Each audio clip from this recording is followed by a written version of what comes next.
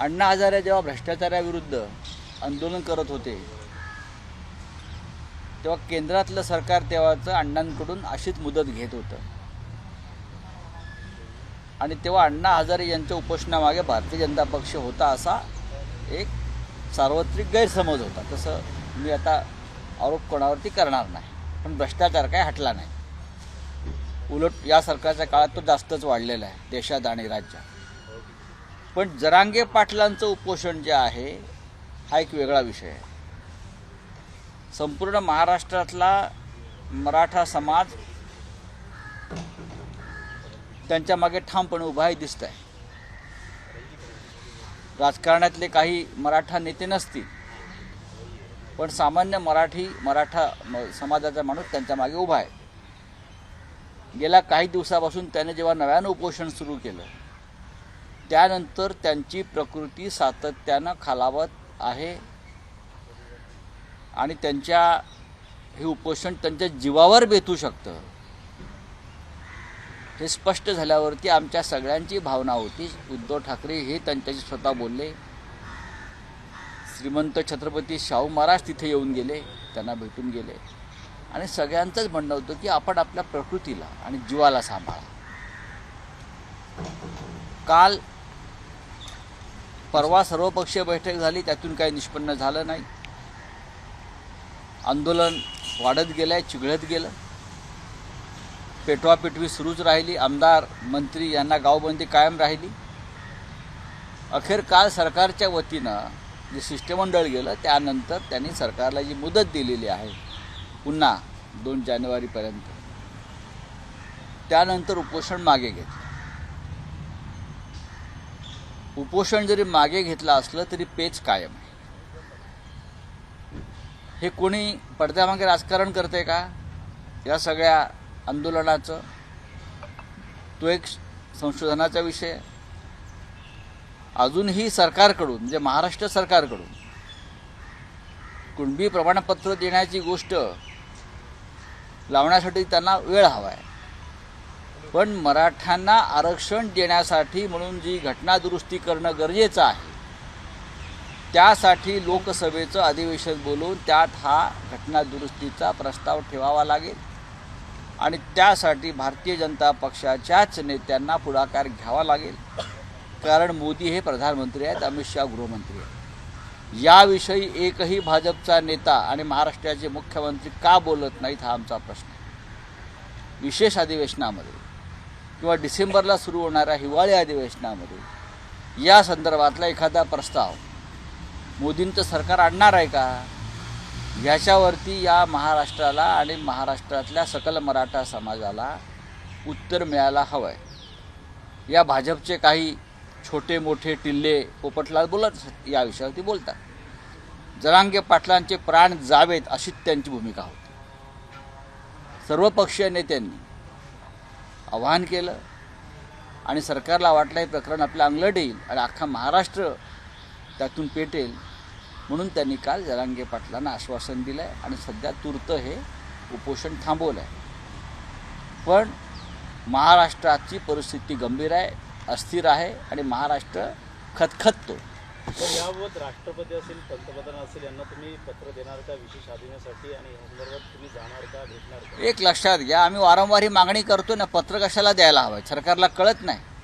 देवेंद्र फडणवीस हे एवढे चाणक्य आहेत, नरेंद्र मोदी अमित शहा चाणक्य आहेत, भाजपमध्ये चाणक्यांची फौजच आहे. त्याला माहीत नाही की विशेष अधिवेशन बोलवल्याशिवाय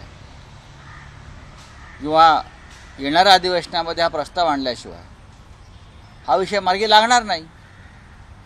जसं मागे आपण एक 5 दिवसाचं विशेष अधिवेशन बोलून महिलांविषयीचं विधेयक मंजूर करून घेतलं, तसाच हा विषय आहे. यासाठी आम्ही पत्र कशाकरता लिहायला पाहिजे? सर, हिंदी में जानना चाहेंगे, जरांगे पाटिल ने अपना उपोषण वापस लिया है, सरकार ने कुछ आश्वासन दिए हैं? देखिए, सरकार हमेशा आश्वासन ही देती, सरकार हमेशा आश्वासन ही देती. अन्ना हजारे जब अनशन पर बैठे थे भ्रष्टाचार के खिलाफ, तब बहुत से आश्वासन दिए थे, उसमें से एक भी पूरा हुआ क्या? अन्ना हजारे वहाँ के वहाँ है, उनके गांव में बैठे हैं अभी, भ्रष्टाचार चल रहा है, भ्रष्टाचार बढ़ रहा है. सरकार बदल गई और भ्रष्टाचार का ये भी बदल गया, रूप भी बदल गया। जरांगे पाटिल जी ने जो उपोषण कल छोड़ा है अनशन, उनकी वजह है कि उनको आश्वासन दिया गया, आश्वस्त किया गया कि मराठाओं को कुणबी प्रमाण पत्र दिया जाएगा और उनको आरक्षण मिलेगा। लेकिन उससे मुद्दा हल नहीं होगा।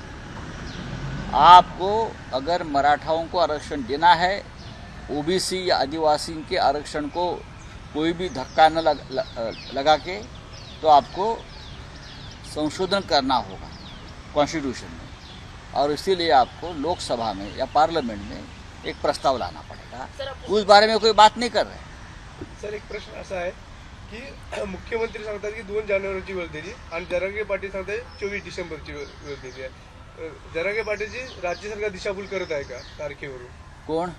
मुदतवाढ दिलेली आहे बघा, जरांगे पाटील 24 डिसेंबर आणि सरकार 2 जानेवारी, पण 31 डिसेंबरला सरकार जात आहे ना। 31 डिसेंबरपर्यंत या सरकारच्या भविष्याचा फैसला लागेल, बरोबर आहे। त्याच्यामुळे सरकार ही जबाबदारी आपल्यावरती घ्यायला तयार नाही। 2 जानेवारीनंतर काहीतरी पाहू, पण 31 डिसेंबरला या सरकारचा फैसला लागेल। हे बेकायदेशीर घटना बाह्य सरकार 31 डिसेंबरनंतर या महाराष्ट्रात राहणार नाही, हे राज्याच्या मुख्यमंत्र्यांना माहिती आहे। म्हणून जरांगे पाटील यांनी अत्यंत शहाणपणानं 24 डिसेंबर ही तारीख दिली की तुम्ही मुख्यमंत्री आहात, तुम्ही आश्वासन देत आहे, तुम्ही निर्णय घ्यायचा आहे, पण सरकारला निर्णय घ्यायचा नसावा। सरकारला एक कळून चुकलं की आपलं मरण 31 डिसेंबरपर्यंत आपली मुंडकं उडणार आहे, तलवार लटकते आहे, ती खाली येणार आहे।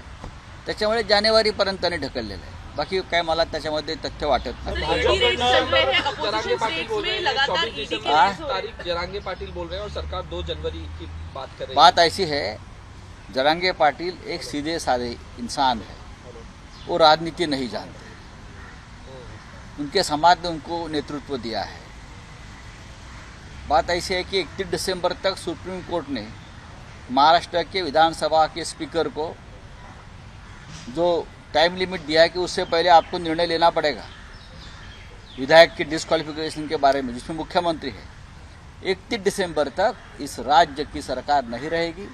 मुख्यमंत्री के साथ 16 विधायक डिस्क्वालीफाई होकर सरकार गिरेगी। इसीलिए जरांगे पाटिल ने कहा है कि 24 दिसंबर तक निर्णय लीजिए, और सरकार ने कहा है 2 जनवरी सरकार की मौत के बाद मातम मनाने का काम वो करेंगे। सरकार को मालूम है उनकी मौत सुनिश्चित है, सरकार जाने वाली 31 दिसंबर को। ये सर्वोच्च न्यायालय का निर्णय है। इसीलिए जो नई सरकार बनेगी उनके ऊपर जिम्मेदारी ये सरकार डालना चाहती है। सर, अपोजिशन की स्टेट्स में लगातार ईडी के रेड्स हो रहे हैं, राजस्थान में भी ईडी के रेड्स देखने को मिल रहे हैं। कैसे आपने देखा होगा राजस्थान में किसी को कल उनके एंटी करप्शन ब्यूरो ने पकड़ा भी है, किसी ईडी अधिकारी को। राजस्थान, दिल्ली की भी एक मंत्री है राजकुमार जी, उनके ऊपर रेड्स हुई है। राजस्थान में रेड्स हो रही है। अपोजिशन जहाँ जहाँ सत्ता पे है वहाँ रेड्स हो रही है। हमारे पार्टी के एक नेता रविंद्र वायकर को ईडी का नोटिस आया है। अरे भाई, महाराष्ट्र के मंत्री कैबिनेट में 7 लोग ऐसे हैं जिनको ईडी जेल भेजना चाहती थी। आपने उसको मंत्री बनाया। अब उनकी फाइलें कहाँ गई? जो आपके टेबल पर पड़ी थी वो फाइलें कहाँ गई? कहाँ रखी आपने? आप चुन कर ढूंढ कर अपोजिशन के नेताओं को पकड़ रहे हो, हाँ, उनको डिस्टर्ब कर रहे हो। चाहे मुख्यमंत्री केजरीवाल जी हो, चाहे अशोक गहलोत जी के बेटे हो, चाहे राजस्थान कांग्रेस पार्टी के अध्यक्ष हो, चाहे महाराष्ट्र में महाविकास आघाड़ी के नेतागण हो। क्या आपको दूसरा कोई बीजेपी या आपके साथ जो है मिलते नहीं? जो शिंदे गुट और अजित पवार गट के जो लोग हैं उसमें से आधे तो ईडी के टेंटेड लोग हैं। रवींद्र वायकर यांच्यावर ईडीने गुन्हा दाखल केलेला आहे। मी आपल्याला आता म्हणालो ना की फक्त विरोधी पक्षाचे जे प्रमुख लोक आहेत त्यांच्यावरच तुम्ही गुन्हे दाखल करताय शोधून। ईडीचं जे राजकारण आहे, म्हणजे भारतीय जनता पक्ष ईडीचा वापर हा राजकीय हत्यार म्हणून करत आहे। पण 2024ला सगळ्याचा हिशोब केला जाईल हे सगळ्यांना माहिती आहे। ज्यांनी खोटे खटले दाखल केलेत ते राजकारणी असतील, ते पोलीस असतील किंवा केंद्रीय तपास यंत्रणा असतील, त्यांना आरोपीच्या पिंजऱ्यात उभं केलं जाईल, हे मी आत्ता या कॅमेरासमोर सांगतो. भाजपचं म्हणणं आहे की उद्धव केरला ठाकरे की- बाहेर गेलेले आहेत, मात्र उपोषणापुढे थांबले नाही. तर दुसरीकडे दौरा देखील फडणवीस करत आहेत. छत्तीसगडचा इकडचा प्रचारात मग्न आहेत. काय वाटतं एकंदरीत दोन्ही नेते बाहेर जातात? नाही, मला माहीत नाही, पण देवेंद्र फडणवीस हे सत्तेवर आहेत. ते राज्याचे गृहमंत्री आहेत. राज्य पेटलेलं आहे. हां, उपोषणामुळे वातावरण अस्थिर आहे, तणावपूर्ण आहे. गृहमंत्र्यांची जबाबदारी जास्त आहे ना. आमदारांची घरं जाळत आहेत, मंत्र्यांना गावबंदी केली जाते आहे. अजून काय तुम्ही सांगताय, आम्हाला अक्कल शिकवताय आणि तुम्ही तिथे केंद्रीय निवडणूक समितीच्या बैठकीला जाऊन बसताय.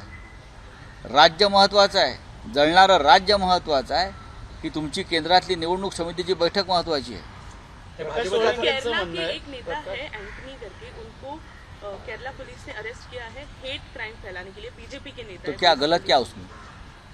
पूरे देश में हेट स्पीच, हाँ, हेट क्राइम, ये बीजेपी की अगर राजनीति है तो उनको रोकने के लिए कानून ने हमें अधिकार नहीं दिया है।